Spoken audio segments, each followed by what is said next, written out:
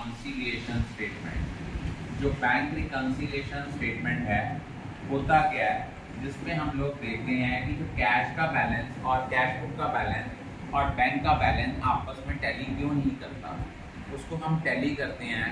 और कई रीजन होते हैं जिसके कारण इन दोनों का बैलेंस मैच नहीं करता। पहला रीज़न ये होता है, checks deposited but not yet credited. आजकल तो ये है ना कि बैंक में आपका चेक क्रेडिट हुआ तो आपको मैसेज आ जाता है, लेकिन पुराने ज़माने में कभी मैसेज नहीं आता था। जब हम बैंक स्टेटमेंट देखते थे, only we come to know कि हमारे अकाउंट में ये बैलेंस जो है वो क्या हुआ है, क्रेडिट हुआ है। बैंक जो कुछ क्रेडिट करता है उससे बैंक का बैलेंस इंक्रीज होता है, बैंक जो कुछ डेबिट करता है उससे बैंक का बैलेंस रिड्यूस होता है। बैंक हमें वो जो कुछ पे करता है वो क्रेडिट क्यों करता है? क्योंकि हमारा पैसा जो बैंक के पास पड़ा है वो बैंक के लिए लायबिलिटी है, हमारे लिए एसेट है। और जिसके लिए लायबिलिटी होती है वो क्या होती है? Credit.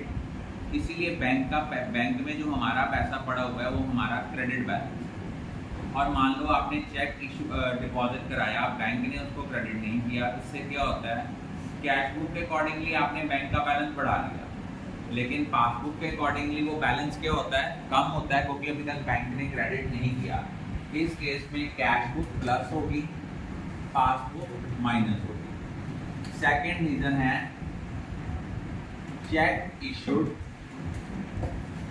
But not yet presented for payment.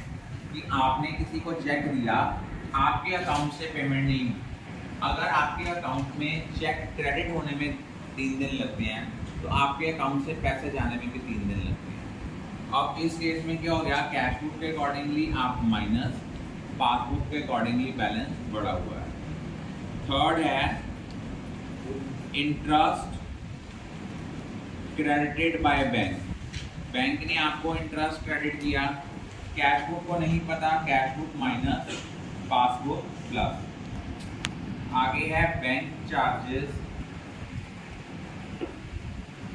Charge by bank. Bank ने चार्जेस चार्ज किए हैं, आपके अकॉर्डिंगली बैंक का बैलेंस 15,000 था, बैंक ने 300 रुपया चार्जेस चार्ज कर लिए हैं, बैंक के अकॉर्डिंगली बैलेंस 14,700 है, आपके अकॉर्डिंगली 15,000 है। तो इट मीन्स कैश बुक का बैलेंस जो है वो ज़्यादा होगा और पासबुक का बैलेंस जो होगा वो कम होगा। Check return dishonoured.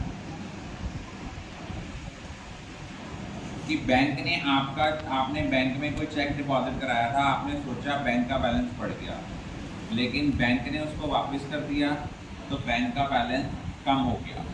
ये हम कर रहे हैं कि डिफरेंट ट्रांजैक्शंस का कैश बुक और पासबुक पे क्या इम्पैक्ट पड़ता है, और उस इम्पैक्ट के कारण कैश बुक का बैलेंस और पासबुक का बैलेंस आपस में टैली नहीं करता।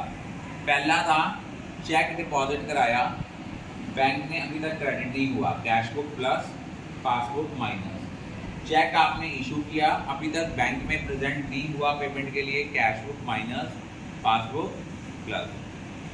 इंटरेस्ट क्रेडिट किया बैंक ने, बैंक जो कुछ क्रेडिट करता है उससे बैंक का बैलेंस क्या हो जाता है? Increase, passbook plus, cash book minus. Bank charges charge by bank. अगर बैंक आपसे कोई चार्जेस चार्ज करता है तो बैंक का बैलेंस कम हो जाता है, कैश बुक का इंक्रीज।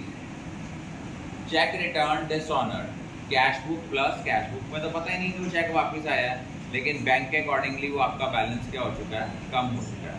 ये कुछ एक कॉमन 5 ट्रांजैक्शन है जिनके कॉमन रीजन है। इनके अलावा जो ट्रांजैक्शंस हैं वो कौन कौन सी हैं? Amount deposited into bank,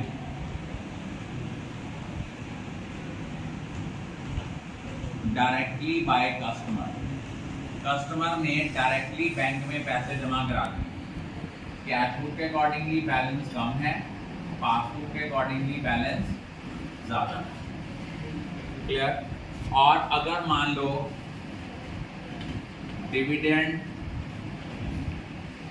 collected by bank, bank ने कोई डिविडेंड कलेक्ट किया है, कैश बुक का बैलेंस माइनस पासबुक का बैलेंस प्लस।